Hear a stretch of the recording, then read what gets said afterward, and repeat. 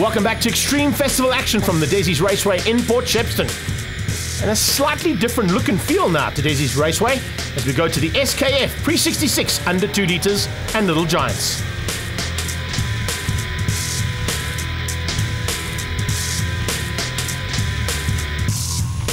At the front end of this battle there's usually just Volvos, but as you can see, they've also got a couple of Porsches involved there, and Oliver Broom in the 1965 Basil van Rooyen Mustang.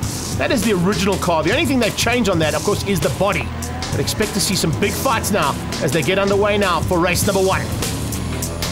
Schuhart and Philip Meyer in the Porsches looking to possibly just dominate at the front end. But behind them, keep an eye out on our usual competitors. Problems there, unfortunately. That looks like it's Stefan Pushkevez who's on the sideline and out of race number 1. Oliver Broom dives on the inside, looking for a way through on Schuhart, but Schuhart seems to have the Porsches. A little bit of later braking, but Broom is there in second.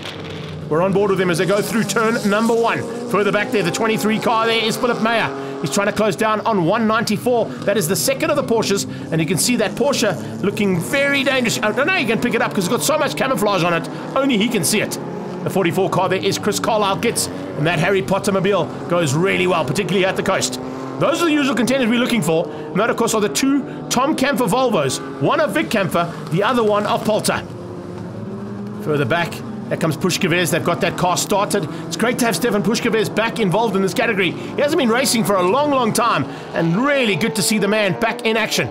Roy Aubrey out there as well in the... Oh! A little bit of action for the Porsche, I was going to say. The other Porsche of Roy Aubrey, but what a catch! Man, that was fantastic stuff. Clive Winterstein eventually got that car back on track, only just, and only he knows how. There you can see it through there as well. Mark van Rooyen having a fantastic race, as always, in his Sunbeam, trying to close down here on Stuart Gregg and Chad Tendershate. Nice to see the Mini fighting with the Alpha. I've been in that Alpha. That Alpha is very quick. Chad Tendershate, though, is making me look really bad. As they head up towards the Dunlop Loop, it's Polter late on the brakes. Camphor trying to close him down. The 2 Volvos fighting for honours out front.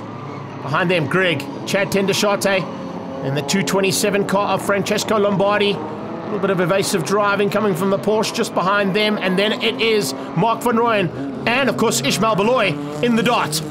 Further up the field, Ollie Broom doing a great job hanging on to the back of those 2 Porsches. There is van Rooyen as he heads to the top of the hill again. Mark van Rooyen, you see how well he goes at Swartkops. He's doing such a good job here to come to a track that he's never been to before, so keep an eye on his progress through the day. The 2 Alphas have chopped and changed, and it looks like Chad Tendershate has now fallen behind Francesco Lombardi. Camphor closing in on Polter. Looks like Alan Polter might have his hands full here. Vic Camphor coming into the closing stages of this first heat of the SKF Pre-66 under 2 litres and Legends of the 9 Hour. Pushkevez coming through the field as well, rapidly closing in onto the back end of Chris Carlisle-Gitz. I think Chris will realise that Porsche's probably got a little bit more grunt than he has. It'll give him some room to get through. Not really fighting for class honours there with Pushkevez, but class honours definitely up for grabs here between the 2 Volvos. Further back, also some nice action as the 22 car there comes into play. You can see that Shannon Winterstein is having to fight hard with one of the Mini Coopers. And as they come through to complete the lap, he's also having some pressure from behind. Nice recovery here. And oh, running wide. Not quite where we want to be, that is for sure. That Porsche has been all over the road. It's been, in fact, on every bit of the road and off the track as well. Not quite going according to plan there. That is not where you want to be putting a Porsche. Chris Carlisle gets into turn 1. Behind him, I think he's broken a little bit of a gap there. The 144 car there of Les McLeod, a long way up the road and looking to possibly hang on. But you can see he's going to have to fight hard with Chris Versaki, possibly in race number 2. Speaking of fighting hard, it's Camphor who's got back ahead now. Camphor ahead of Polter, but they are side by side through turn 6. The 2 Volvos so evenly matched. Oh, Camphor with a little bit of a squirrel there as they came out of turn 6 now into 7. Lombardi closing in as the 2 of them start to fight it out. Pushkevez and Schuhart coming through the field. You can see the 2 Porsches in part of that pre-90 invitational category here this weekend. Now, Alan Polter, can he keep out the attack coming from Vic Camphor? They are so close, these cars, and of course the drivers now know exactly where the mistakes are coming from, the people that are around them. Lombardi looking to capitalize on 2 mistakes out of both the Volvos in front of him. But unfortunately, it looks like it's going to be a little bit too little too late there for the Alpha. 3 wheels out of the last turn. As he comes across the line, the flag is waiting. And it comes through to take the win there. Alan Polter from Vic Camphor and Francesco Lombardi, with Richard Schuhart coming through to win out the pre-90s. Top three there, Alan Poulter, Vic Kempfer and Lombardi. Let's catch up with Al and find out how the day went. I had a fantastic race. Vic and I, since last, always having good races together, and this last coming up to Dezzi, and it's nice, good fun, clean fun, and without any crashes and bumps. Some more action still to come your way now with the second heat of this category. And we're looking to see the lap times come down, but more action, I'm sure, in amongst this big field of very competitive historic cars. So it's Poulter from Kempfer on the front row as they come round now to get underway for the second start of the day. We're on board here with Vic Kempfer as they head towards turn one. Poulter's got the drop. He might just be able to keep out Vic Kempfer's attack now into turn one. He hangs on. Kempfer slots into second place and goes through turn one, right on the tailpiece of his closest rival and teammate. Heading up over the rise into turn two. But further back there, Mark van Rooyen and Greg. Another good start from them. Behind them, Shannon Winterstein. And then just behind that, Chris Carlisle-Kitts. Ishmael Beloy, not with quite the start he wanted in that Trans-Africa Racing dart. But watch out for him making his way through the field rapidly. There you can see as they turn in, the ADAPT Porsche of Mark Harvey Wallbang has joined the field as well for the second heat here. Looking for a way to squeeze through and get his way to the front end.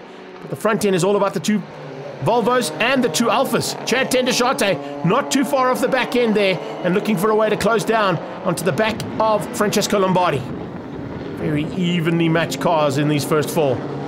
And a big dice, I think, about to rage here between those two marks of vehicles.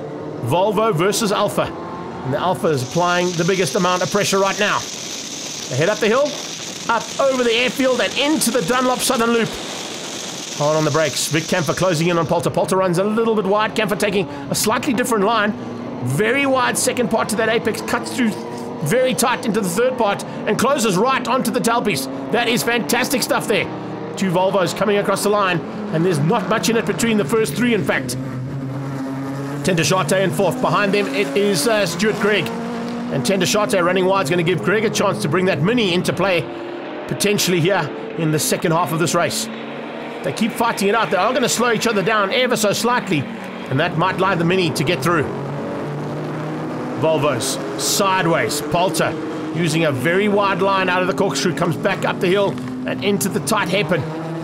Further back, Les McLeod fighting with Mark van Rooyen. They're tucked in just behind. You can see pushing hard to try and get through. Carl Brink in there too.